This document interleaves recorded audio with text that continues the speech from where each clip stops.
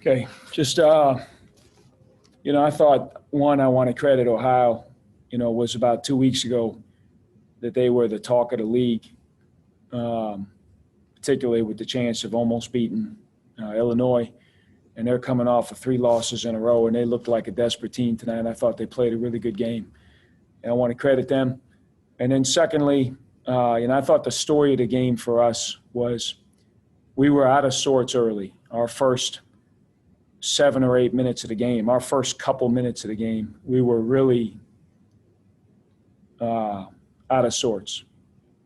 And it took us about 8 to 10 minutes to settle into the game. And after that, we kind of became ourselves for the final 30 minutes. We're just not good enough defensively.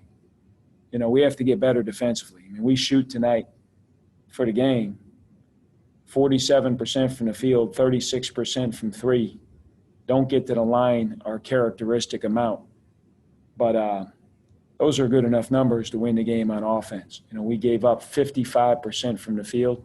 That's not good enough. We gave up 37, 39% from the three. Our defensive numbers at the end of the day aren't anywhere near good enough. And we just that is a little bit the story of this game, and that's the story of who we are. We've got to become better defensively, or we're going to make shots late and win, or we're going to miss shots late and lose. It's going to be anyone's game. Until we can become more consistent and better defensively, every game is going to be an adventure for us. I guess I'll start. Can you kind of talk, so they had 5 guys start, scoring double figures. Can you kind of talk about what makes them so versatile? Guys like Roderick shooting really well, and then Sears having a big game. Well, I think they have good balance as a program, and the 2 guys, Sears and Vanderplas. Vanderplas is a really good player. He's a problem out there for every team that plays him, and he's a great passer and a very willing passer. And so he creates a lot of those shots for the other guys.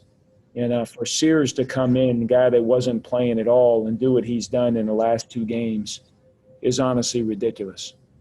I mean, it's really hard to get 8 assists in a game, and he got 9 and 8 in his first 2 real games where he's starting. That's ridiculous. He's done it twice, and he's off to a great start. And then, I know you said they kind of got you guys early there in the game. It seemed like defensively they were really active, whether that was blitzing or closing the gaps and penetration. Can you kind of talk about what you saw from them defensively, especially early on? I thought they did a good job defensively, and I don't want to take anything away from them because they did a good job. I thought we were out of sorts. We were on a play, first play of the game, we're running a play, and it's just throwing the ball to as if it's a different play. And Ish and Myron weren't on the same page. We just literally throw the ball to them. And then I thought as they got off to a rocket start on offense, we had a handful of guys that just really were trying to get it back right away by forcing the action and not really playing together as a unit. And I thought that got better.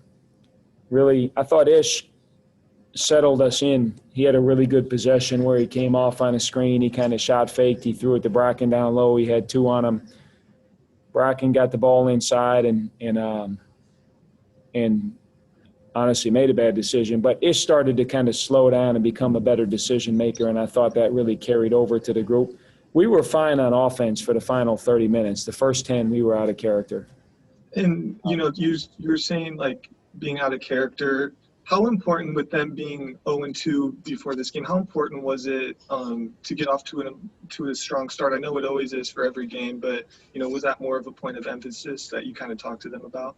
That wasn't any more of a point of emphasis than ever. You really try to think of the game. It's an 85 possession battle, and you're trying to just lock in on every individual possession. We weren't able to do that when we got down. We were down 13 on 1 and 2 passes. We were trying to get it all back. And that's the wrong mentality to have. You got to lock in on that possession and find a way to play it the right way and take a good shot.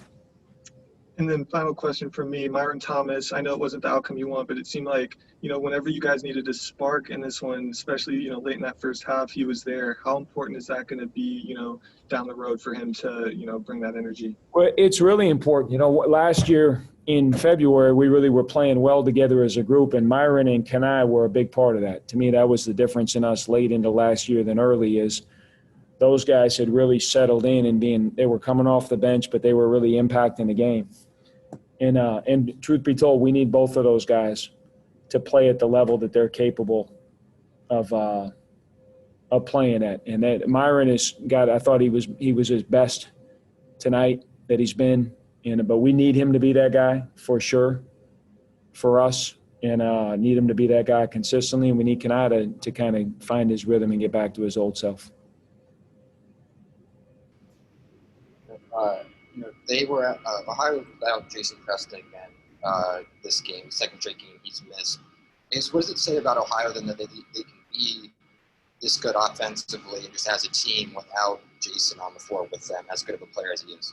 Well, it says a lot. I mean, what's really unusual is to lose a guy like Jason Preston and have someone step in and pick up that level of production, and that's unheard of. And for Mark Sears, he's done it 2 games in a row. He had 18 and 8 tonight.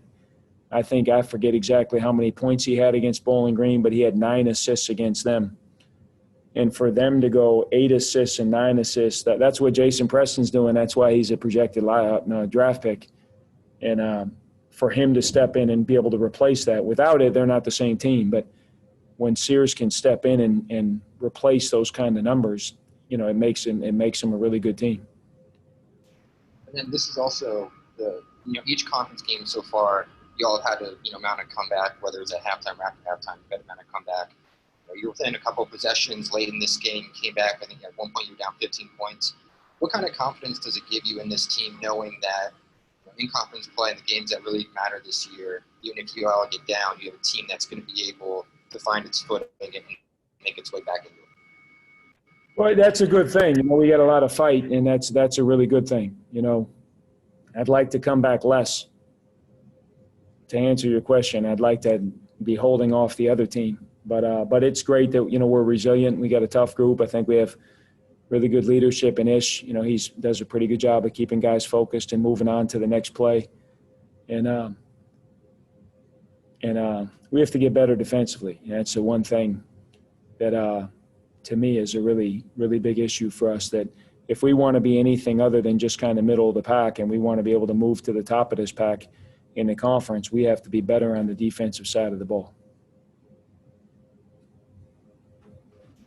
And then also, when you're looking at that defensive issue that you're bringing up there, is that something that can be solved by John and Reggie and even Blake to an extent coming back? Are they going to be that key thing on the defensive end?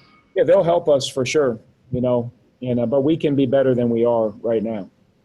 And that's probably my largest concern. But, Jerron adds a physicality and a length. Right now we're little out there at times when we're playing Bracken and Myron, and you have a team with a big front court like these guys have. And so he can help, and Reggie's got great length and physicality, of course. So yeah, they'll help. But the guys that we currently have can be, our unit right now should be better than it is. And we have to get better on the defensive side of the ball. And then also with Blake first and then Reggie and Jerron as well, do you have any sort of timeline on when those 3 will be back, sooner or later? Yeah, Blake is day-to-day. He's got a sprained finger essentially, and he'll be back soon, and Jerron and Reggie, a couple weeks, 2 weeks, somewhere in there. So are Jerron and Reggie at all participating in practice or anything? Or are they still? Yeah, Reggie's a little further away than Jerron. Jerron is close. He's able to do quite a bit. He's able to get a lot of drill work in. He needs to get cleared by the doctor where they think the risk of re-injury is 0, and where there's no chance of him having the same injury. But he's able to do a lot. And he's in great shape. And I think when he gets the final clear from the doctors, we'll have to get our chemistry right back on the court, but he'll have a shorter learning curve than a lot of guys who get hurt because he's able to do quite a bit before then. Thank you. Thanks, guys. Thank you.